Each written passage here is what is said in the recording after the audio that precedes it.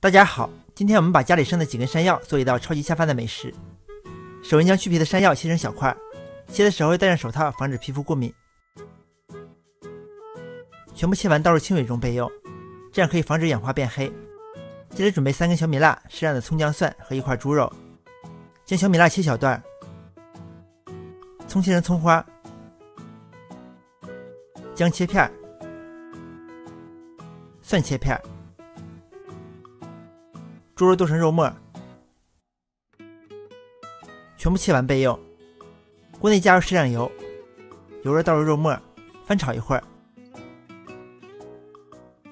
炒至变色后倒入葱姜蒜，翻炒入香味儿。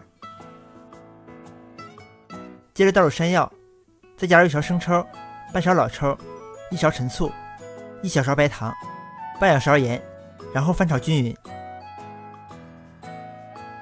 炒至食材上色后，加入没过山药的清水，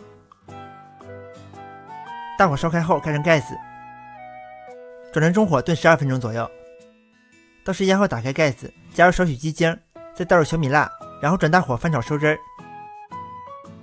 像这样就可以出锅了。